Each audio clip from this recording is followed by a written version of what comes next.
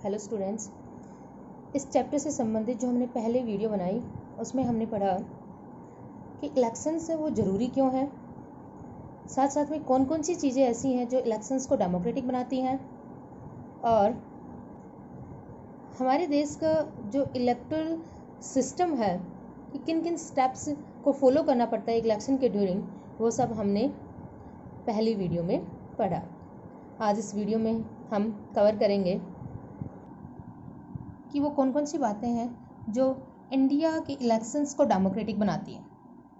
देखिए, इससे पहले हम पढ़ चुके हैं कि what things make elections democratic, उसमें मिनिमम कंडीशंस दी गई थी।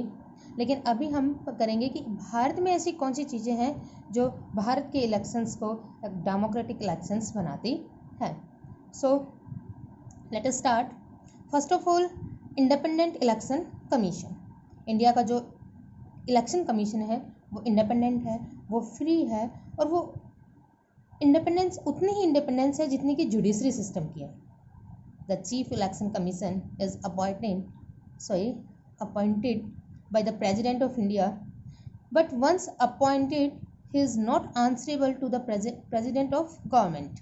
यस, इंडिया का जो इलेक्शन कमिश्नर है उसको प्रेसिडेंट अपॉइंट तो करता है, लेकिन एक बार जब वो अपॉइंट हो जाता है उसके बाद में उसके ऊपर कोई भी अधिकार नहीं रखता है।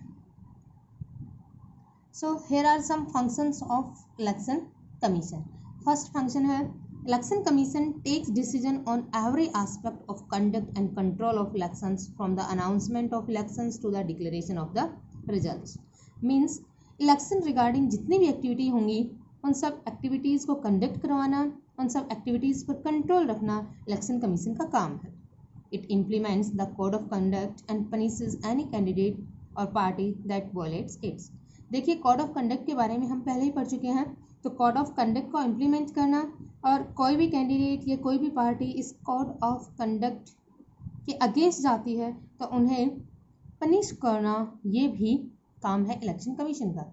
During the election period the EC can order the government to follow some guidelines to prevent use and misuse of governmental power to enhance its chances to win elections or to transfer some government officer। देखिए, ये भी election period के during अगर जो ruling government है वो किसी guideline को फॉलो नहीं कर रही है या फिर जीतने के लिए अपनी जो गवर्नमेंटल पावर है उसको यूज कर रही है या किन्हीं अधिकारियों का, कुछ ऑफिशियल्स का ट्रांसफ़र इलेक्शन पर्पजेज से कर रही है, तो उस पर भी नज़र रखता है। When on election duty, government officer work under the control of the election commission and not on the government. Yes, जब कोई भी इलेक्शन ड्यूटी पर कोई भी गवर्नमेंट ऑफिसर होता है, कोई पुलिस वाला है, कोई टीचर है, एनीबडी जो गवर्नमेंट ऑफिसर है, वो इलेक्शन रिगार्डिंग एक्टिविटीज़ हैं वो गवर्नमेंट के कंट्रोल में नहीं करता है। उस टाइम पे वो इलेक्शन कमीशन के अंडर काम करता है, इलेक्शन कमीशन की गाइडलाइंस को फॉलो करता है। तो इन सब बातों का ध्यान रखना है, इलेक्शन कमीशन का काम है। सेकंड जो थिंग है जो इंडियन इलेक्शंस को डेमोक्रेटिक बनाती है वो है popular participation. Yes, peoples participation in election is usually measured by voter turnout figures. जैसे कि ये फिगर दिखाया गया है इंडिया और यूके का कंपैरिजन करके। In India this has either remains stable और actually goes up। इंडिया में ये फिगर है, ये टर्नआउट फिगर है, या तो स्टेबल रहता है या फिर जाता है वो अप ही जाता है। In India the poor, illiterate and underprivileged people vote in larger proportion as compared to the rich and privileged section। Yes, India में जो पुअर illiterate पर्सनस हैं, जो अंडर प्रिविलेजेड पीपल हैं, जिन्हें कोई भी अधिकार, कम अधिकार विकन से मिले हुए हैं, वो ज़्यादा मात्रा में वोट करते हैं किसके इन कंपैरिजन टू जो रिच पर्सन है, प्रिविलेज पर्सन है, इनके कंपैरिजन में। Third, the interest of voter in election related activities has been increasing over the year. Yes, लोगों की रुचि है इलेक्शन रिगार्डिंग एक्टिविटीज़ को लेकर, वो कुछ सालों से कुछ ज़्यादा ही बढ़ रही है। 1 out of every 7 voters is a member of a political party। Next thing that make Indian election democratic is acceptance of election outcomes.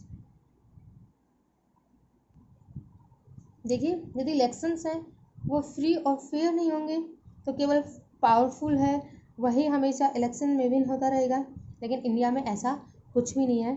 हमने देखा है कि जो रूलिंग पार्टी है वही अक्सर इलेक्शंस में हार जाती है। और इंडिया में इलेक्शन से वो फ्री फैनर में होते हैं, ये इंडिया के इलेक्शन से वो खुद बताते हैं। The ruling parties routinely lose elections in India. In India, about half of the sitting MPs or MLAs lose elections. Candidates who have lot of money are those with non-criminal connections often lose elections.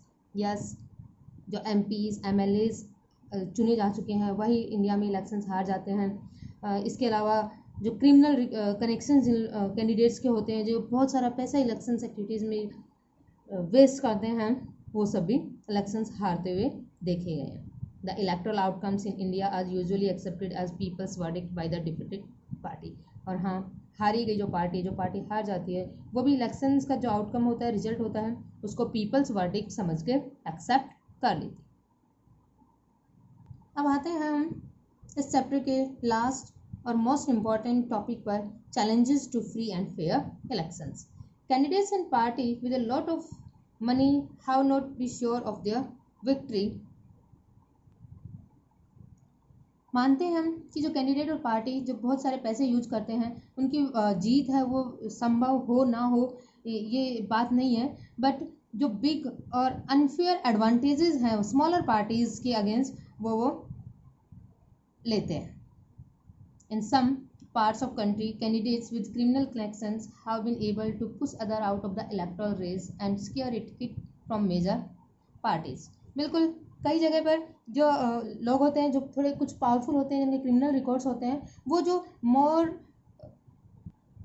More suitable candidate को एक तरफ करके खुद एक बड़ी party से ticket हड़पने में कामयाब हो जाते हैं। Some families tend to dominate political parties, so tickets are distributed to relatives from these families. बिल्कुल भाई भतीजावाद। यस, कुछ फैमिलीज हैं वो डोमिनेट करती हैं पॉलिटिकल पार्टीज में और फिर उन्हीं के रिलेटिव्स को, उन्हीं की फैमिली मेम्बर्स को ही टिकट मिल पाती हैं। Very often election offer little choice to the voters. बिल्कुल जो चॉइसेस कैंडिडेट्स प्रोवाइड करते हैं लोगों को, वोटर्स को, उनमें डिफरेंस नहीं मिलता है, बहुत कम उनकी चॉइसेस में डिफरेंस मिलता है, ताकि लोग क्या डिफ्रेंशिएट किए जब उनके पास चॉइसेस ही नहीं होंगी तो। Smaller parties and independent candidates suffer a huge disadvantages compare to bigger parties. So these are some challenges faced by free and fair elections in India. These deeper issues are a matter of concern for those who believe in democracy. Now, and a question for you: what can you do as an ordinary citizen to face these challenges? Here are some important questions to solve.